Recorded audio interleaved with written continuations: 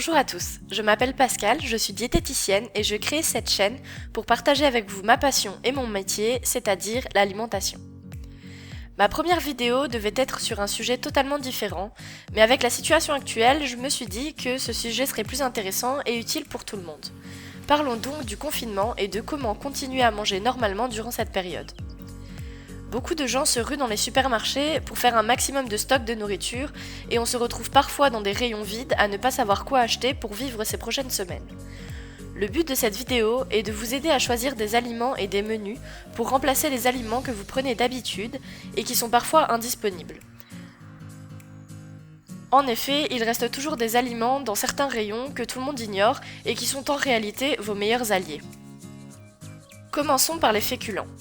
Les rayons de pâtes et de riz se vident de plus en plus et il est souvent impossible d'en trouver dans les supermarchés. En revanche, il reste souvent des sacs de pommes de terre qui n'attendent que vous.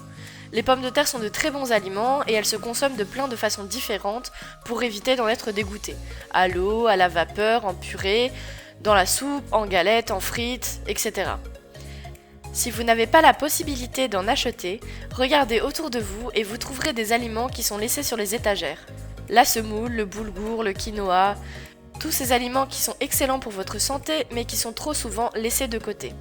Si vous n'en avez jamais mangé, c'est le moment d'essayer.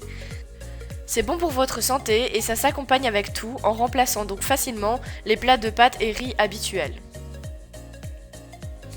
Au niveau des fruits et légumes, oubliez les conserves dont les rayons sont déjà dévalisés et qui de toute manière ne sont pas bonnes pour votre santé. Allez plutôt dans les rayons surgelés ou encore mieux aux rayons frais et choisissez dans ce qu'il reste. Tous les légumes sont bons et vous trouverez toujours une manière de les cuisiner qui vous plaira au goût, donc n'ayez pas peur et foncez. En plus, ils se conservent facilement une semaine au frigo sans problème. Si vos rayons de fruits et légumes sont dépourvus de ce qui vous plaît, pensez aux producteurs locaux et aux fermes qui sont laissés de côté et qui vous aideront pourtant dans vos choix. En plus, vous faites marcher l'économie de votre région avec des produits qui sont locaux et avec un meilleur goût que ceux que vous trouvez en supermarché. Ce confinement est en effet le moment de réapprendre à manger sainement, réapprendre à apprécier le goût des aliments nature, apprendre ou réapprendre à aimer cuisiner, seul ou en famille, car c'est une activité très souvent appréciée des enfants, mais aussi très ludique, et c'est le moment de se reconnecter avec sa famille et de partager de bons moments. J'en profite pour vous dire que ce mois-ci, avec le confinement, j'ai pris la décision d'arrêter mes consultations à domicile jusqu'à ce que la situation s'améliore. Mais ne vous inquiétez pas, je continue cependant les consultations en ligne.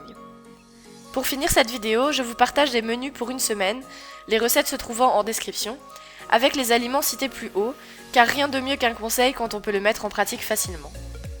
Merci à tous d'avoir regardé cette vidéo. Si elle vous a plu, n'hésitez pas à laisser un petit pouce bleu, et si les sujets sur l'alimentation vous intéressent, n'hésitez pas à vous abonner et à activer la cloche pour ne rater aucune prochaine vidéo.